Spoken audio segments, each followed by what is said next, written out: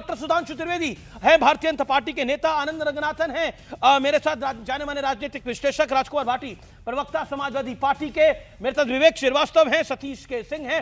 आप तमाम लोगों का अभिनंदन है। लेकिन आरवीएस मणि ने कुछ बड़ी बातें बोली हैं, वो बड़ी बातें बहुत बड़ी हैं। पूर्व अंडर सेक्रेटरी आरवीएस मणि और उनका बड़ा दावा है, बड़ा बयान है कि 26/11 मामले में था आईएसआई और कांग्रेस का आपस में चोरी दामन का साथ। मैं ये बयान जिम्मेदारी से दे रहा हूं, ये कहा है। बहुत बड़ा बयान है पूर्व अंडर सेक्रेटरी आरवीएस मणि का, ये बहुत बड़ा स्टेटमेंट है। 26/11 हमले में आईएसआई और कांग्रेस का एक तरह से हाथ था। पूर्व अंडर सेक्रेटरी हैं आरवीएस मणि, ये अपने आप में सनसनीखेज बात है। मेरे साथ विवेक श्रीवास्तव जुड़ रहे हैं, ऑपोजिशन का चेहरा है, नेता लेफ्ट के हैं और कांग्रेस के साथ गठबंधन में थे जब 26/11 का हमला हुआ। यह बहुत बड़ी खबर है। क्या आपको लगता है कि ये जो आरवीएस मणि दावा कर रहे हैं, इस दावे में कितना दम है? मेरा सीधा सवाल है, क्योंकि लेफ्ट से लेकर कांग्रेस के दिग्विजय सिंह तक एस्टैब्लिश करने में लगे थे कि ये हिंदू आतंकवाद की थ्योरी है और इसमें राष्ट्रीय स्वयंसेवक संघ, जो कि एक राष्ट्रवादी संगठन है, उसका हाथ है। दोनों चीजों में एक पैरेलल भी है। देखिए, मैं तो इनको आरवीएस मणि को मैं इनको सीरियस नहीं लेता। बयान तो बयान है, बयान कोई भी दे सकता है। बयान पुलवामा के बारे में भी दिया जा सकता है कि 2019 में साहब, तो क्या मैं बोलूं कि भारत सरकार ने उसको इंजीनियर कराया था इलेक्शन जीतने के लिए? गलत होगा ना। तो इस तरह से बयानबाजी करने से और नेशनल पार्टियों को अटैक करना एक गलत ट्रेंड है। यह कहना कि कोई भी पार्टी एंटी नेशनल है, कांग्रेस जैसी ओल्डेस्ट पार्टी इस देश की जिसका एक मेजर कंट्रीब्यूशन है, यह अपने आप में गलत है। ऑपरेशन सिंदूर के पहले यहां पे आतंकवादियों ने आके लोगों को मारा। क्या कहें, बैलेंसिंग एक्ट के लिए मोदी सरकार ने करवाया था आईएसआई के साथ मिलकर के, जिससे कि मुसलमानों को एक बुरा नाम मिले और इनको बेनिफिट्स हो इलेक्शंस के अंदर and otherwise in their concept of Hindu राष्ट्र। ये सब बातें देखिए, ये इर्रेशनल है। किसी भी पार्टी को एंटी नेशनल घोषित करना गलत है। सब पार्टियों का अपना कंट्रीब्यूशन है और सब पार्टियां अपने अपने तरीके से देश में नेहरू से लेकर के आज तक सभी प्रधानमंत्रियों ने कंट्रीब्यूट किया है। तो एक निचले स्तर पे आरवीएस मणि गिर चुके हैं, इससे नीचे कोई नहीं जा सकता। नहीं, पर एक ऑल सेरेंडर, एक पैरेलल तो ड्रॉ करना पड़ेगा ना। तब क्या हुआ था? तब दिग्विजय सिंह ने प्रेस कॉन्फ्रेंस, मैंने तो बाइटें सुनाई उस समय की दिग्विजय सिंह की 2008 की। मैं कोई अपने मन से नहीं बाइट सुना रहा। ये बोला दिग्विजय सिंह ने कि ये राष्ट्रीय स्वयंसेवक संघ ने कराया है कि नहीं बोला था? हिंदू आतंकवाद की थ्योरी आई थी कि नहीं आई थी? आपको लगता है हिंदू आतंकवाद था? यह है भाई, आज खड़ा होकर के, आज के दिन, आज की बात मैं करता हूं, आज की तारीख की, अगर बाबा रामदेव खड़े होकर के कहते हैं कि हिंदू राष्ट्र की तरफ बढ़ना चाहिए, आज घोषणा करी है उन्होंने। और जब इस्लामिक राष्ट्र की बात पीएफआई करती है, सुधांशु त्रिवेदी जी सबसे पहले कहेंगे पुट हिम बिहाइंड बार्स, और मैं सुधांशु त्रिवेदी का समर्थन करूंगा कि इस्लामिक राष्ट्र कैसे कोई मांग रहा है इस मुल्क के अंदर। तो जो हिंदू राष्ट्र मांग रहे हैं उनका क्या? खुल के आज नहीं, हिंदू राष्ट्र अलग अलग डिबेट है। बाबा रामदेव के पीछे तो आप सदियों से हैं। बाबा रामदेव तो आपकी कुंठा का बड़ा विषय हो सकते हैं, लेकिन बाबा रामदेव जी आज विषय नहीं है। मेरा आपसे क्लियर कट है, दिग्विजय सिंह ने तब इसको आरएसएस की प्लानिंग बताया था, नहीं बताया था? हाँ या ना बोलिएगा। 1947 के जब मैं 1947 पे हुई नहीं, मैं 2008 पे हूं।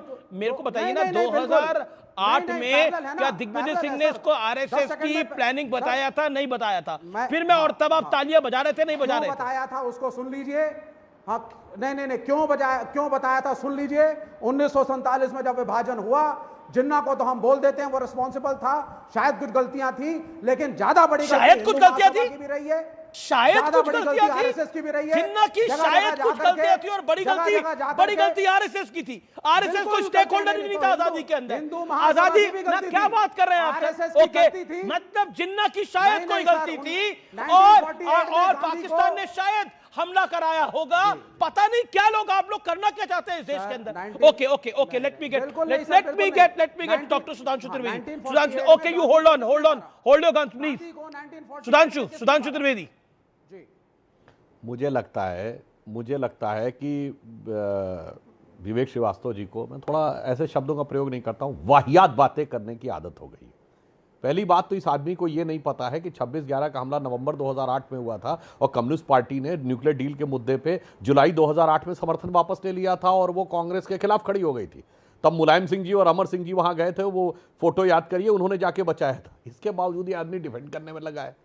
अब दूसरी बात आपको बताना चाहता हूं, 16 अप्रैल 2025 को, मात्र कुछ दिन पहले पहलगांव के हमले से, जनरल आसिम मुनीर का वीडियो अवेलेबल है, जो ये कहता है कि ये हम टू नेशन थ्योरी हमने मानी कि हिंदू और मुसलमान तो एक साथ नहीं हो सकते, और उसने ये बोला, विवेक श्रीवास्तव कान खोलो और सुनो, आसिम मुनीर ने कहा कि दुनिया में 2 ही रियासतें कलमे की बुनियाद पे बनी, एक रियासत मदीना और एक रियासत पाकिस्तान। उसके बावजूद बेहयाई देखिए इन लोगों की, जब मुल्जिम इकबालिया बयान कर रहा है और कह रहा कलमे की बुनियाद पर ये रियासत बनी, उसके बाद इनकी देखिए कि कैसे डिफेंड कर रहे हैं। Now coming to the fact, 2008 के बारे में आरवीएस मणि जी ने कोई बात हवा में नहीं बोली है। इससे पहले आरवीएस मणि जी ने इशरत जहां के एफिडेविट के चेंज होने की बात कही थी, और जब हम लोगों की सरकार आई और वो फाइल तलब की गई, फाइल गायब थी, और नीचे के सारे अधिकारियों ने लिखा, और सुनो विवेक श्रीवास्तव जी, अभी और कान खोल के सुनिए, इशरत जहां का केस भारत के इतिहास नहीं दुनिया के इतिहास का इकलौता केस है। जितने सो कॉल्ड हिंदू टेरर के केस हैं, समझौता एक्सप्रेस केस, मालेगांव का केस, पहले आता है कि ये सब पाकिस्तान के द्वारा है, अचानक यू टर्न ले लेती हैं एजेंसीज और सब हिंदू टेरर हो जाते हैं। मगर इशरत जहां तो अद्भुत केस है, भारत की आईबी और सीबीआई दोनों कह रही थी इशरत जहां आतंकवादी है, पाकिस्तान के द्वारा स्पॉन्सर्ड है, आरिफ कस्मानी से उसको पैसे भी मिले थे, मगर अचानक सीबीआई अपना एफिडेविट बदल देती है और कहती है कि इशरत जहां इनोसेंट है, मगर उसी सरकार की आईबी यानी इंटेलिजेंस ब्यूरो अपना एफिडेविट नहीं बदलती है। यानी भारत सरकार की 2 एजेंसीज एक दूसरे के खिलाफ खड़ी हैं। पहले आईबी सीबीआई दोनों कह रही है आतंकवादी है, अब सीबीआई कह रही है आतंकवादी नहीं है, मगर यूपीए सरकार की आईबी कह रही है आतंकवादी है। गजब का मजाक बनाया है साहब। अब आइए साहब, इसी मैटर में 2008 वाले में 11 दिसंबर 2008 को देन होम मिनिस्टर चिदंबरम साहब ने भारत की संसद में बयान दिया कि नेवी को कुछ संदिग्ध गतिविधियां दिखी थीं, मगर इसके बावजूद कोई कार्रवाई नहीं की गई। यह अपने आप में शक पैदा करता है, यह आईएसआई के साथ कहीं मिली भगत तो नहीं थी, यह शक पैदा होता है। अब मैं दूसरी बात बताना चाहता हूं, 2008 ये सारे के सारे जितने आतंकवादी थे, सबके पास फेक हिंदू आईडी कार्ड थे, सब हाथ में ऐसे कलावा बांधे थे। अगर शहीद तुकाराम ओमले ने अपनी जान देकर कसाब को नहीं पकड़ा होता तो हिंदू थ्योरी चेप कर दी गई होती। इसका प्रमाण और भी है। यह किताब कैसे लिख दी गई भाई साहब, चंद महीनों में अजीज बर्नी ने किताब लिख दी और दिग्विजय सिंह ने उद्घाटन कर दिया कि 26/11 आरएसएस कॉन्स्पिरेसी। आपके लाखों दर्शक समझ सकते हैं किताब लिखना बहुत लंबा प्रोसेस है। और अब मैं दूसरी बात कहना चाहता हूं, एक सामान्य ज्ञान, सुधांशु एक सामान्य ज्ञान की बात कर लेते हैं। किताब लिखने में कितना समय लगता है? एक 500 600 700 पन्नों की किताब लिखने में कितना समय लगता है? मैं पूछ लेता हूं, आप Satish K Singh, you are well known, आप फॉर्मर एडिटर हैं, जर्नलिस्ट हैं, किताब लिखने में कितना समय लगता होगा? कितना भी समय लग सकता नहीं, फिर भी समय का कोई सीमा होगी? एकदम 3 महीने में तो किताब नहीं आ जाएगी। नहीं, एक साल अगर आप अच्छी तथ्यात्मक किताब लिखना चाहते हैं तो, हालांकि अगर स्क्रिप्ट कहीं से आ रही हो फिर तो फटाफट चल सकती है। वो तो आप 15 मिनट में भी लिख सकते हैं। That's the point. That's the point. Very. आपकी टर्न आएगी सर, एक सेकेंड। अब मैं रुक करता हूं, विवेक मेरे साथ हैं। विवेक, इतने मिनट में 15 मिनट में किताब भी छापी जा सकती है। अगर कोई बाहर से स्क्रिप्ट भेज रहा हो, चाइना से, पाकिस्तान से, किसी और मुल्क से, या कोई और स्क्रिप्ट भी भेज रहा हो, अब मुझे ये सब लिखने में पूरा दिन लग गया। आज मुझे ये सब लिखने में पूरा दिन लग गया। शाम को मैं शो प्रेजेंट करने के लिए आया आपके समक्ष, मुझे पूरा दिन लग गया आज। लेकिन अगर स्क्रिप्टिंग ही मुझे लिखना ही नहीं है तो मैं तो 10 मिनट में सब कुछ करके बैठ जाऊंगा। मेरा my whole point is this कि अजीज बर्नी की किताब और आरवीएस मणि के दावों में एक पैरेलल ड्रॉ किया जा सकता है। As simple as that. Respond Vivek ji. नहीं, बिल्कुल नहीं ड्रॉ किया जा सकता। किताब अगर आपके पास आपको असिस्ट करने के लिए टाइपिस्ट हैं, आप there are many people who make the book right, तो ये जरूरी नहीं है। यू कैन राइट अबाउट, अरे बताना तो पड़ेगा, लिखना तो पड़ेगा। टाइपिस्ट से क्या होता है? It is not a big deal. नहीं, अब लिखना मतलब ये थोड़ा होता है कि हाथ से बैठ करके आज के जमाने में लोग लिख रहे हैं। आप बोलिए, आपने टाइपिस्ट को बिठाया, टाइप हो रहा है। ये तो देखो, this is not any logic. Common sense की तो बात करिए विवेक। आप कह चुके हैं गर्मी 50 डिग्री मोदी की वजह से है। ईरान, आपका डीएनए ईरान का है। आप आवेश में ये भी बोल गए एक दिन कि मेरा डीएनए ईरान का है। ओके, एक सेकंड सुधांशु जी, मुझे पता है आप कुछ कहना चाहते हैं, लेकिन आनंद रंगनाथन भी वेट करें। Anand Ranganathan, make your point please. हाँ, पहले तो मैं ये कह दूं अमीर जी, आप पे कल्पेबल होमिसाइड का केस हो जाएगा। आप विवेक को बुला के पूरे करोड़ों लोगों का बीपी बढ़ाते हैं, इससे हार्ट अटैक की मत करिए ये। अरे क्या बात कर रहे हैं आप? मैं सही बता रहा हूं, विवेक बाद में जेल जाएंगे, पहले आप जेल में जाएंगे। क्या बोल रहे हैं ये? मैं इनसे एक सीधा सवाल पूछता हूं, मुझे 2 मिनट दीजिएगा, लेकिन मैं पहले एक सवाल पूछना चाहता हूं इनसे। बिल्कुल। विवेक जी, विवेक जी, अगर चाइना हम पे टेरर अटैक करती है, करवाती है, और हमारे military chief, air force chief Modi ji के पास जाते हैं, कहते हैं कि हमें चाइना के जो टेरर हाइडआउट्स हैं उन पे बॉम्ब करने की हमें इजाजत दीजिए, मोदी जी कहते हैं नहीं दूंगा। क्या मोदी जी ने एंटी नेशनल एक्ट किया है, हाँ या ना, रिफ्यूज करने में? सीधे जवाब दो। No, he is the prime minister and he knows better.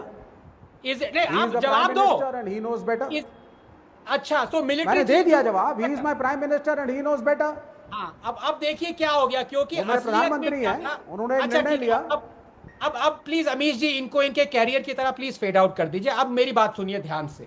जो मनी जी हैं, उनका टॉर्चर करवाया गया था इशरत जहान के केस में। He was tortured. What he is saying is possibly true. मैं तो कह रहा हूं, अगर तुकाराम, स्वर्गीय तुकाराम ओमले जिंदा उन्होंने जो किया है वो नहीं किया होता ना, तो ये पूरा Kasab was the one who was caught alive because of Tukaram Omble ji की सैक्रिफाइस। अगर कसब मर जाता तो ये पूरा का पूरा कांग्रेस की पूरी साजिश थी कि कहते ये आरएसएस ने करवाया, बीजेपी ने करवाया। पर मैं आपको यहां पे 2 चीजें कहना चाहूंगा।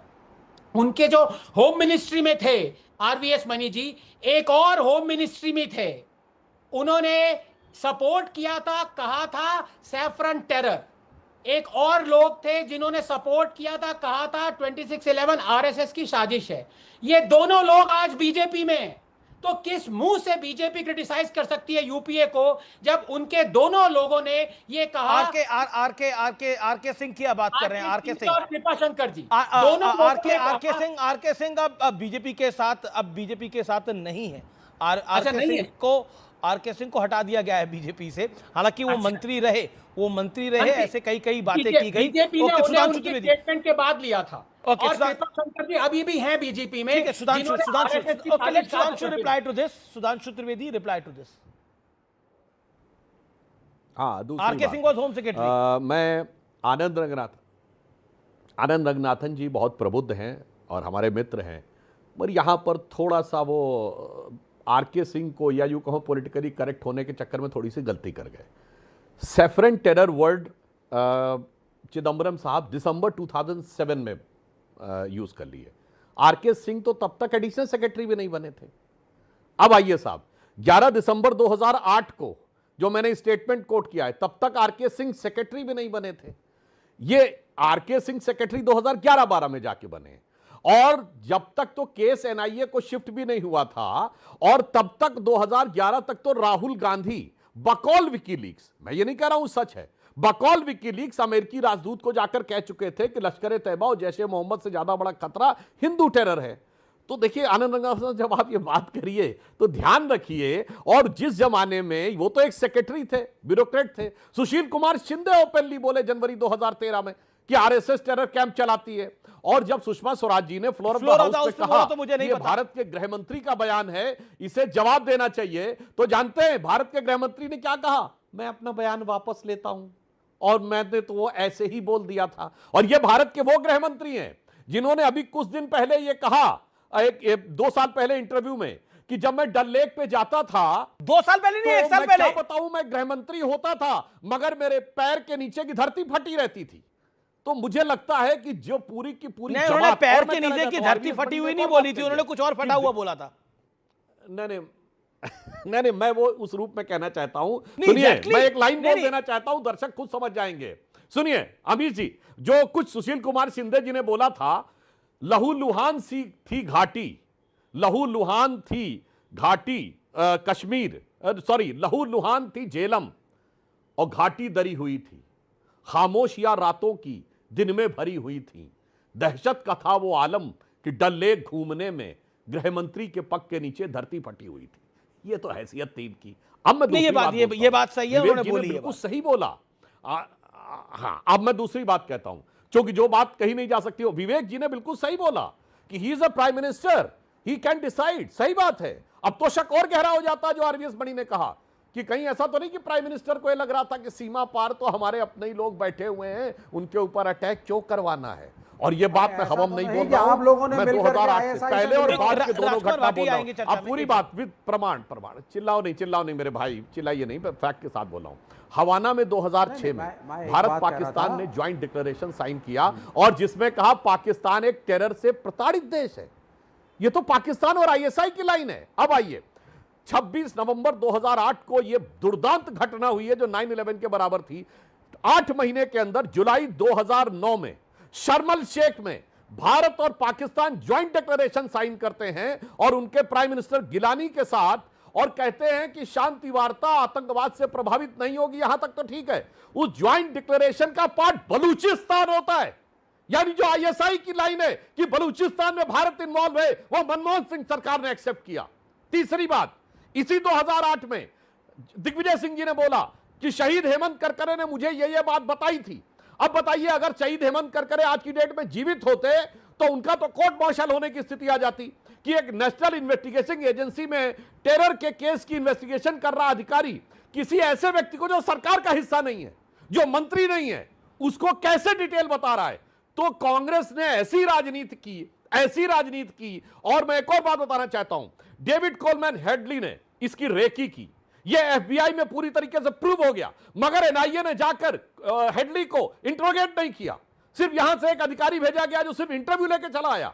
अब आइए, समझौता एक्सप्रेस केस में बाकायदा एफबीआई का पूरा डिटेल अवेलेबल है। आरिफ तस्मानी कराची से बैठ के कह रहा है मैंने फंडिंग की, मगर इन्होंने जाके सारा यू टर्न ले लिया। और मैं एक और बात बता दूं, मीडिया के ऊपर बात कहते तो आज मीडिया बताना चाहता हूं किस आधार पर यू टर्न, कि जेल में बंद असीमानंद का इंटरव्यू तहलका मैगजीन ने जाके ले लिया। कैसे कोई व्यक्ति जेल में बंद व्यक्ति का इंटरव्यू ले सकता है? और अगर था तो तहलका मैगजीन और उस जेलर दोनों पे कार्रवाई होनी चाहिए। राजकुमार भाटी अभी तक आए नहीं है। एक बारी सतीश के सिंह भी चर्चा में नहीं आए हैं। लेट राजकुमार भाटी रिप्लाई।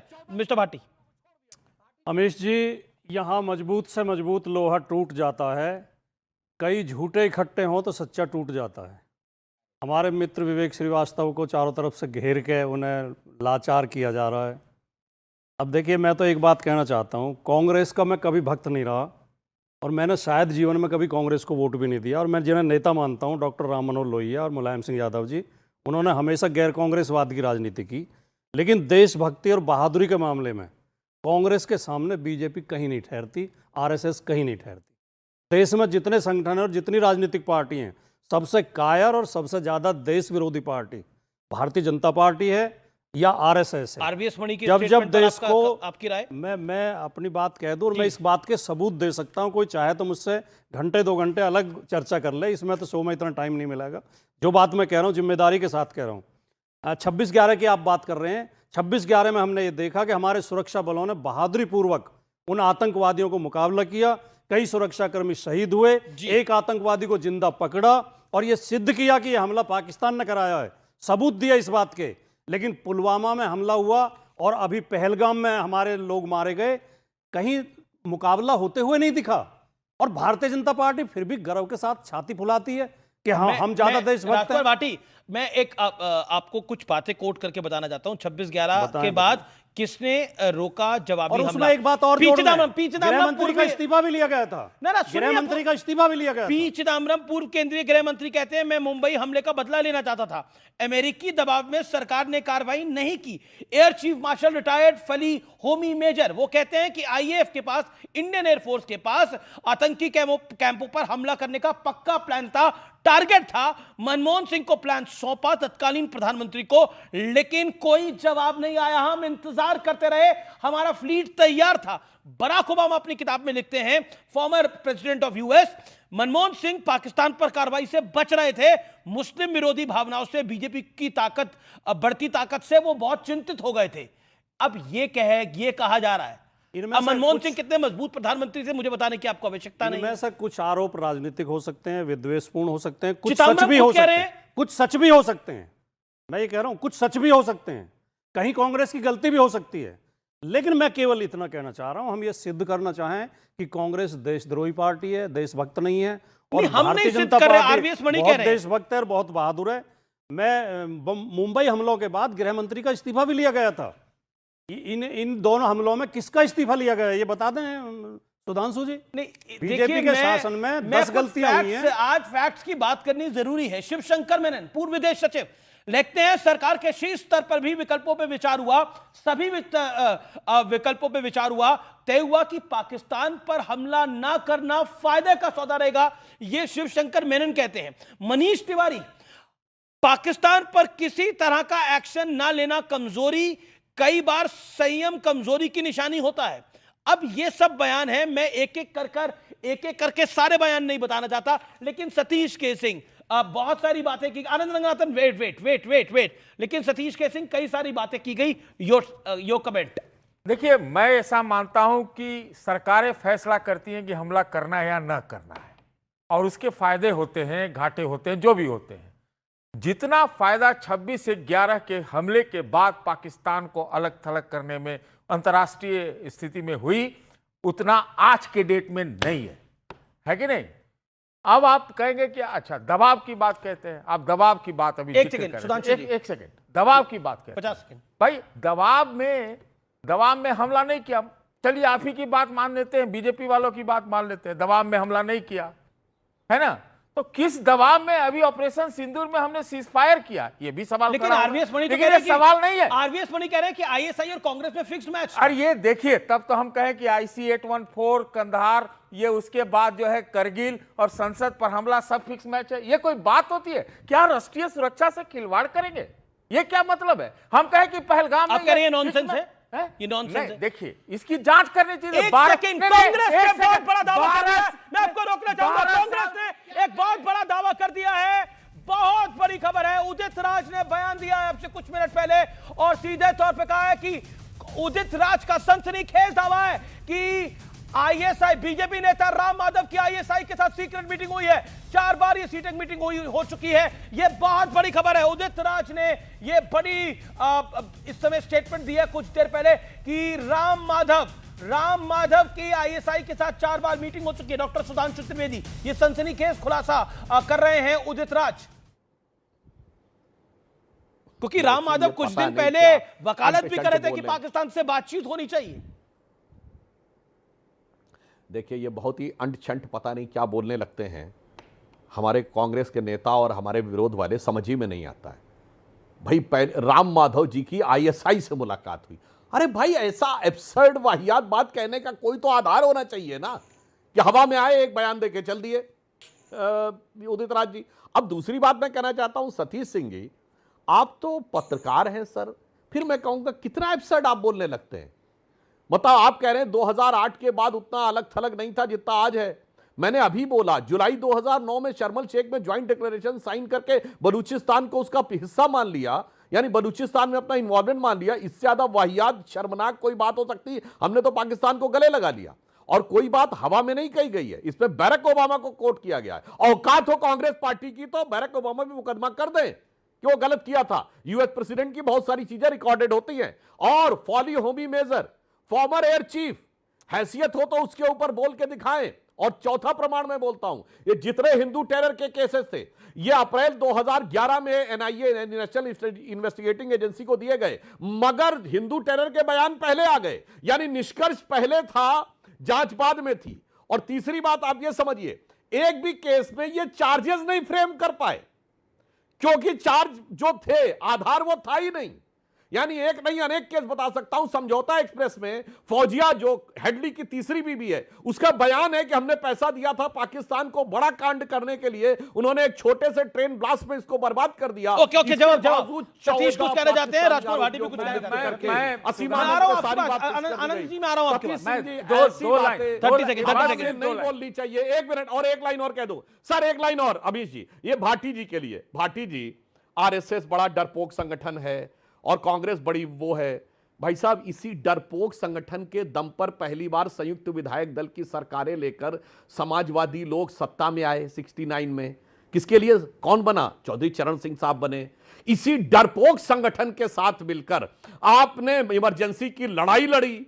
फिर इसी डरपोक संगठन के साथ मिलकर पहली बार मुलायम सिंह उत्तर प्रदेश की सरकार में 1977 में सहकारिता मंत्री बने। फिर इसी डरपोक संगठन के साथ मिलकर वीपी सिंह के नेतृत्व में लड़ाई लड़ी और मुलायम सिंह 1989 में इसी डरपोक संगठन बीजेपी के दम पर सत्ता में आए राजकुमार भाटी, और लेट फिर राजकुमार भाटी जब reply। अयोध्या में फायरिंग के बाद भाटी जी। समर्थन वापस ले लिया। आपके तो चैनल पर कांग्रेस के जोश साथ में मिलकर सुधांशु रहे। त्रिवेदी भाई जी ने साहब, बहुत आज बड़ी पूरी- स्वीकारोक्ति कर ली है, जिसका अब तक खंडन करती रही है भारतीय जनता पार्टी लगातार। हाँ, ये बात ये सही कहते हैं कि अरे आरएसएस भाई साहब, राजनीतिक सुनिए, संगठन सुनिए, नहीं यार, है, पूरी बात लेकिन सुनिए वो लीजिए। कह रहे हैं राजनीतिक संगठन है, पूरी बात राजनीतिक सुनिए। करता है। आरएसएस के पूरी बल पर बात तो 67 सुनिए। में पूरी- संविध पूरी सरकारें बात बनी, सुनिए। आरएसएस के बल पर अरे चुनाव भाई, जीते। पूरी बात आरएसएस सुनिए। पेरेंट ऑर्गेनाइजेशन है भारतीय जनता पार्टी की अरे भाई, विश्व हिंदू पूरी बात परिषद तो की। होने दीजिए। देखिए, खंडन करती है कि फैक्ट आते ही आरएसएस कैसे राजनीति नहीं बिगड़त तो आ करती। जाता है।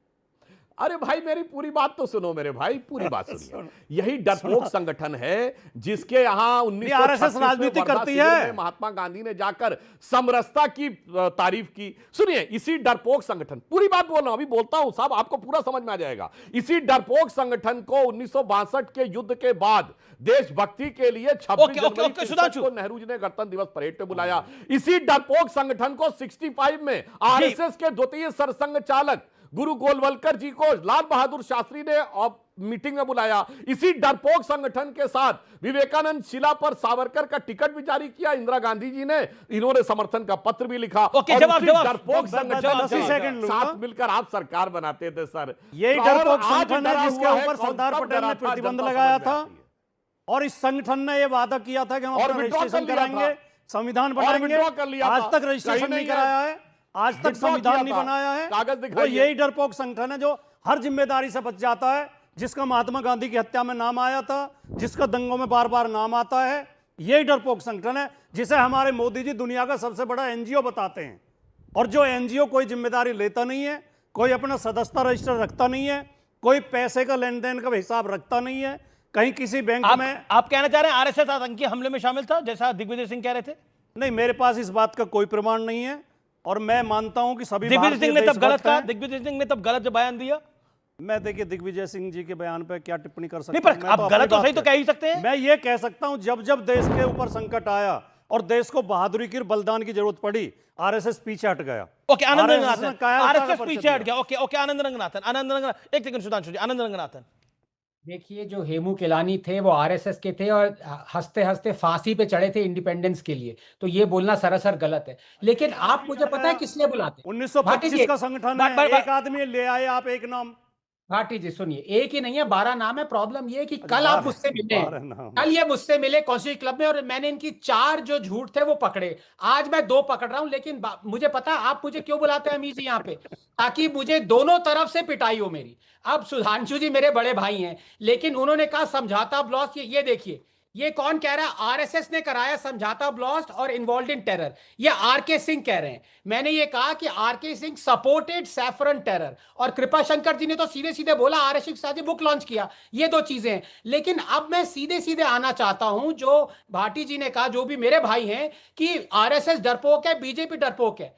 अरे भाई, आप ये बताइए कि ये बीजेपी सरकार है, मोदी है, जिसने 3 बार घर में घुस के मारा है, 3 बार सर्जिकल स्ट्राइक की है, 1 इंच चाइना के पास नहीं है। ही इज डिनाइंग इट, वो कह रहे नहीं करा ऐसा। सबूत चाहिए आपको भी? सबूत तो आ चुके हैं आप। सुनिए अमीर जी, नहीं, यूपीए मैं वो के हल्की बात नहीं सेक्रेटरी कहता हूं कभी, सुन लीजिए, सबूत देखिए मांगने डिस्टर्ब की। मत कीजिए। हाँ, बोलिए। यूपीए के सेक्रेटरी सरन जी ने कहा कि we have given 600 square kilometre of eastern Ladakh to China. ये कांग्रेस खुद बोल रही है, और आप कह रहे हैं कि आरएसएस और मोदी डरपोक है। थोड़ा तथ्यों से बात करिए। आप दोनों तरफ के लोग मुझे पीट सकते हैं, मैं तैयार हूं। ओके, ओके, ओके, मैं अब सीधे तौर पर राजकुमार भाटी, अब आप बात का जवाब दीजिए 30 सेकंड, जो रंगनाथन जी ने बोला। देखिए, हम डरपोक इसलिए कहते हैं कि जब 1942 में भारत छोड़ो आंदोलन शुरू हुआ तो आरएसएस और हिंदू महासभा उससे पीछे हट गए। जब महात्मा गांधी कह रहे थे अंग्रेजों की नौकरी छोड़ो, तो आरएसएस सावरकर गांव-गांव जाके और गोलवलकर जी लोगों को तैयार कर रहे थे। जब सुभाष चंद्र बोस ने आजाद हिंद फौज बनाई, अम्बेडकर जी आनंद रंगनाथन जी आप तो बीच में नहीं बोलते, इस तरह तो ठीक नहीं है। सुभाष जी ने आजाद हिंद फौज बनाई, कहा तुम मुझे खून दो मैं तुम्हें आज़ादी दूंगा। तो गोलवलकर जी और सावरकर जी आजाद हिंद फौज से लड़ने के लिए अंग्रेजों की सेना में भर्ती करा रहे थे। ओके, जवाब और आनंद, जब आनंद। ट्रंप ने मोदी जी को धमकाया और भारत को धमकाया तो ट्रंप जी की हिम्मत नहीं हुई मोदी जी की कि ट्रंप को जवाब दे सकें। ओके, आनंद, इसलिए मैं कायर कहता हूं। आनंद, आनंद, लेट आनंद रिप्लाई। सीधी सी भाटी जी मेरे भाई तो हैं ही हैं, उससे ज्यादा मेरे जिगरी हैं। बस ये बता दीजिए कि एक आदमी ने कहा था कि क्विट इंडिया मूवमेंट पागलपंथी है, वो आदमी थे अंबेडकर। उन्होंने सब, आप बता दीजिए अंबेडकर डरपोक थे, हाँ या ना में बताइए, बोलिए हाँ या ना, अगर हिम्मत है जवाब भाटी। भाटी जी। देखिए, डॉक्टर अंबेडकर के दर्शन पे बात करने के लिए आपको बहुत ज्यादा अध्ययन करना पड़ेगा। उनकी लड़ाई दूसरी थी, वो दलित वर्गों की लड़ाई लड़ रहे थे। वो कह रहे थे इनकी गुलामी हजारों नहीं, साल पर की उन्होंने है। ये तो बोला था ना कि देश की आजादी की लड़ाई, जो देश की गुलामी नहीं, पर है, क्विट इंडिया मूवमेंट वो के बारे में तो 200 बोला साल था ना पुरानी उन्होंने। है, और दलितों की गुलामी जो हजारों साल पुरानी है। देखिए, आप विषय को ही आपने, भाटी जी, आपने बड़ी प्यार से विषय को इधर घुमाया और दूसरी तरफ डायरेक्शन में ले गए। मैं फिर विषय पर आता हूं। क्या आपको लगता है ऐसा नहीं है कि फैक्ट्स कम है? फैक्ट्स बहुत सारे हैं। Shivshankar Menon, Barack Obama, former air chief marshal, Fali Homi Major, P Chidambaram, ये बहुत सारे फैक्ट्स हैं। क्या कहना चाहते हैं आप सतीश के सिंह? देखिए, तात्कालिक परिस्थितियों के हिसाब से कुछ अलग अलग बातें होती है, पर लेकिन कांग्रेस की कमजोरी थी कि नहीं थी? आप वो? बोलने नहीं मैं देंगे। बोलने दे रहा हूं, पर आप मानते हैं कांग्रेस की कमजोरी थी 26/11 के बाद अटैक ना करना, हाँ या ना? अरे, मैं कह रहा हूं कि जब ऑपरेशन सिंदूर में अगर सीज फायर है, जिसका मैंने आपके साथ 100 में स्वागत किया, वो टैक्टिकल हो सकता है, उस समय हमला नहीं करना। मैं तो कह रहा हूं कि आज ज्यादा पाकिस्तान अलग थलग नहीं है, उसके तो चीन और अमेरिका वाले आका हैं। और अभी सुधांशु जी का जवाब दे रहा हूं। सुधांशु जी ने कहा कि ऐसे कि यहां ये सरमन शेख में हुआ सर, हुआ, लेकिन एससीओ में जो हालिया मीटिंग हुई थी, उसमें क्या हुआ, जरा उसका भी तो स्टेटमेंट निकाल के पढ़ा कीजिए। उसको भूल कैसे जाते हैं? पर मोदी जी थे वहां पर स्टेटमेंट में। और तीसरी बात यह है, ये बता दीजिए कि इतना टेरर उसने किया, उसने घपला किया, उसने फर्जी किया, कसाब, कोई हिंदू टेरर, कुछ भी 12 साल से सरकार है आपकी, और कई राज्यों में आपको मिला दीजिए तो 25, 30, 40 साल हो जाएगा। Okay, you made your आपने point. क्या किया?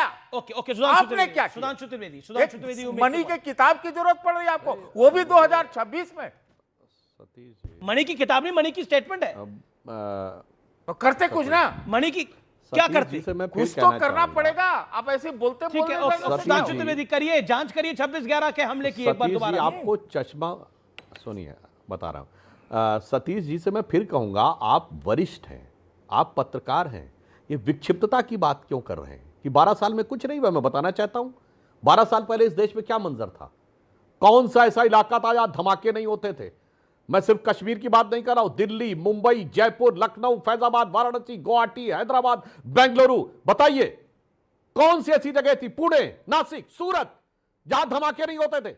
चलती ट्रेन में धमाके, चलते बस में धमाके, लिखा रहता था छूना नहीं बम विस्फोट हो जाएगा। एक पिक्चर आई थी वेडनेसडे नसीरुद्दीन शाह की, जिसपे वो कहता है कि जब घर से आदमी निकलता था, हर एक 2-2 घंटे पे उसकी वाइफ उसको फोन करके पूछती है, बीवी, कि पानी पी लिया कि नहीं, चाय पी लिया कि नहीं। तो वो कहता, वो ये नहीं जानना चाहती कि चाय पी लिया कि नहीं, खाना खा लिया कि नहीं, वो ये जानना चाहती कि तुम जिंदा हो कि नहीं।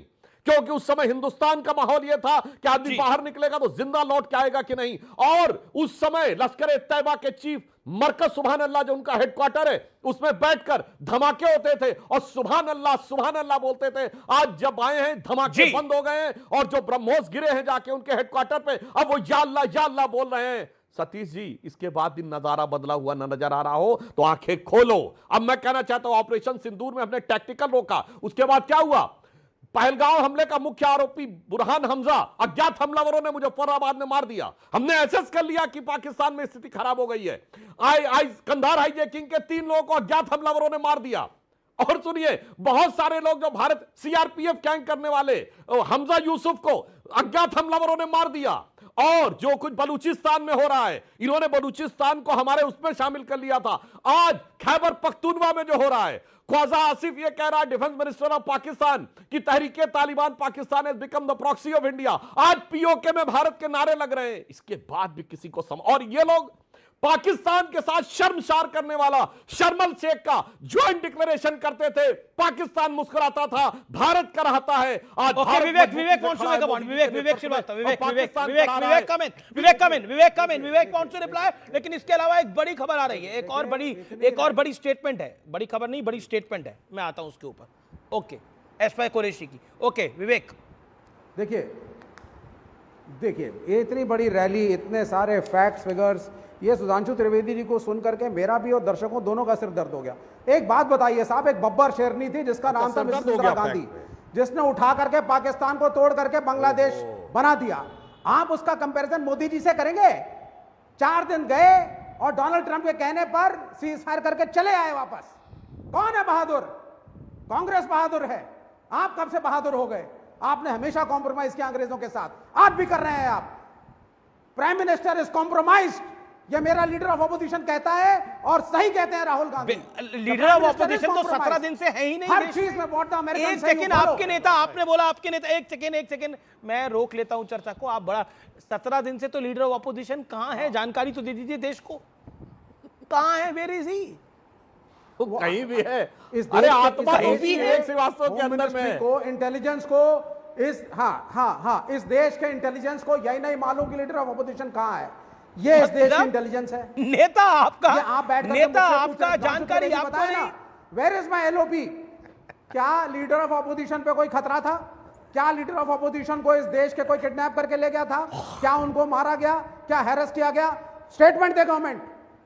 और क्या इनको बोल पता रहे है हैं? वो उनको कहां पर है। किडनैप करके ले गए, वो और अपनी सरकार को मर्जी से सब गए पता हैं? रहता क्या है। बोल रहे हैं आप? उल जुलूल सिर्फ उनको मारा मैं गया, सीधी- उनको मैं किडनैप सीधी करने सी के बात लेके बोल गया। रहा हूं। कांग्रेस ने No, तो no, ऐसा no, कुछ no, नहीं no, बोला है I'm अभी asking you, तक। नहीं, ओके, सुधांशु त्रिवेदी, सुधांशु मैंने- त्रिवेदी, नहीं, नहीं, मैंने एक मैं सीधा बिल्कुल statement यहाँ तो पूछा। दूसरा The मैटर ले government आए हैं must अभी। respond। एलओपी किडनैप हो गए, मतलब क्या बोलते हैं आप? ओके, नहीं, सुधांशु मैं जी, तो- मतलब अरे ईरान का बाबा, आपका मैंने सीधा डीएनए है, statement मोदी की पूछा, वजह से why doesn't 50 the degree government tell me temperature whether है, LOP और अब ये तीसरी स्टेटमेंट है, एलओपी किडनैप हो गए। बिल्कुल। मतलब कमाल की बात कर रहे हैं। अभी इनको- विवेक इनको श्रीवास्तव नहीं पता। चूंकि अरे मेरे बाबा, एक मैं भी नहीं कह फैक्ट रहा का कि जवाब लेकिन नहीं दे IB को पाए पता होना चाहिए और कि नहीं। लाखों दर्शकों से कहता हूं मेरा एक भी फैक्ट हाँ, गलत हो तो सारे ये फैक्ट बताएं, कर तो दिया। कहते हैं इनके सरदर्द हो गया। मगर एक बात मैं कहना चाहूंगा कि जो इस समय विदूषकत्व दिखाया है विवेक श्रीवास्तव ने, मतलब जो जोकरई दिखाई है, तो अगर किसी के सर में दर्द हो रहा होगा तो वो भी हल्का हो गया होगा, थोड़ा उसे लग गया होगा कि भाई ये सीरियस बात करता ही नहीं है आदमी, ये तो एब्सर्ड बात करता है या नॉन सीरियस बात करता है। भाई साहब, केरल में आप लीडर ऑफ द अपोजिशन है, अरे कुछ तो अटैक करो राहुल गांधी पे।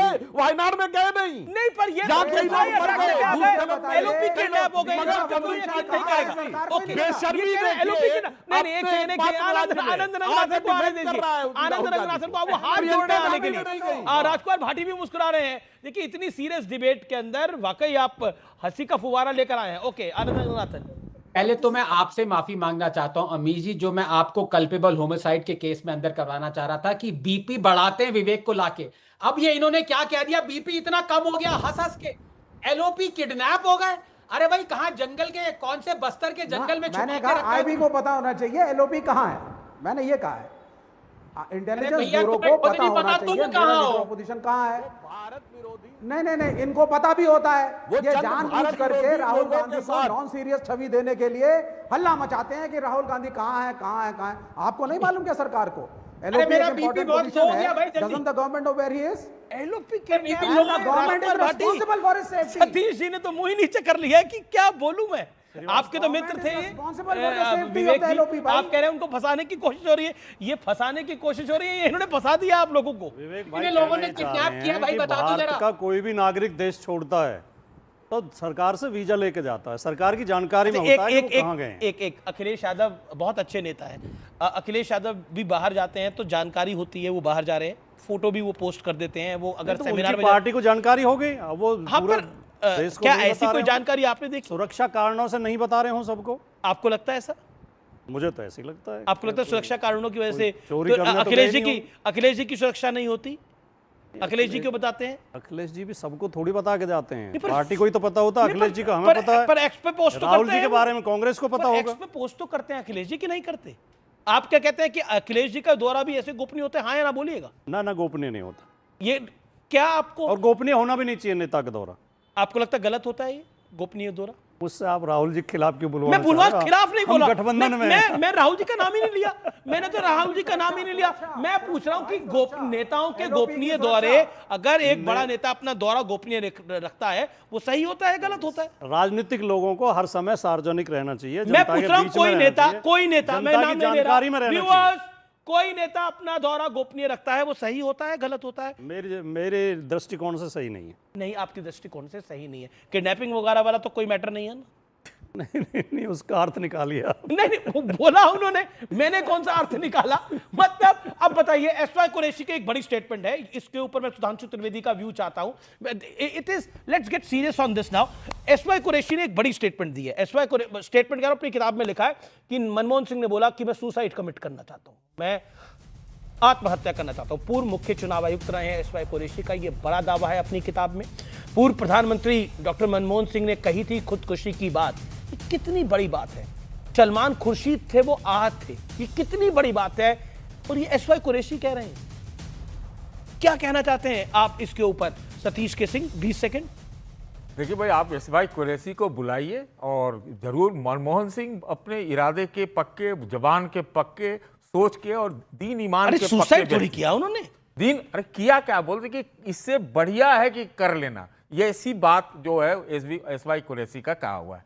तो मैं मनमोहन सिंह का बहुत सम्मान करता हूं। एसवाई कुरैशी झूठे तो नहीं है ना आपकी नजर में? मेरे ख्याल से तो पता नहीं, झूठे तो लगते नहीं है, लेकिन मालूम नहीं। Okay, Sudhanshu Trivedi. Okay, Sudhanshu Trivedi, no this is quite explosive what SY Qureshi said, very explosive. देखिए ये in his book which is about to come. ये अत्यंत संवेदनशील विषय है कि भारत का एक पूर्व मुख्य चुनाव आयुक्त, भारत के पूर्व प्रधानमंत्री जो अब इस दुनिया में भी नहीं है, उनके बारे में इतनी गंभीर बात कह रहे हैं कि वो आत्महत्या करना चाहते थे, जो संभवतः किसी भी राष्ट्राध्यक्ष के लिए बहुत विचित्र और बड़ी अनहोनी सी बात है। पर अगर इसमें क्या सच है, सतीश के सिंह जी की बात का मैं समर्थन करूंगा, ये एसवाई कुरैशी जी को बताना चाहिए।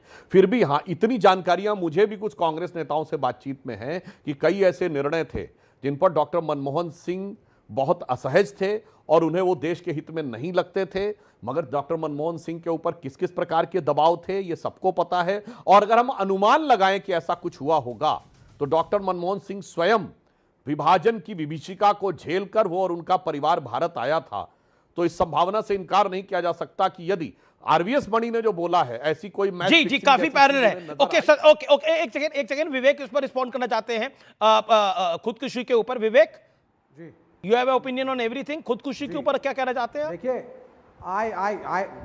देखिए देयर इज नो खुदकुशी, ये सब मैं एसवाई कुरैशी जी की इज्जत करता हूं, मिला हूं एक आध बार, और वो गंभीर आदमी है, देयर इज नो डाउट। गंभीर आदमी गंभीरता वाली बात ही कर रहा होगा ना। आपके लिए हो गया ना, निगल सकते हैं ना उगल सकते हैं, फंस चुके हैं आप, लेकिन आप सही रहिए। मैं फिलहाल आर पार को यहीं समाप्त कर रहा हूं। आपको मेरा नमस्कार, जय हिंद, वंदे मातरम।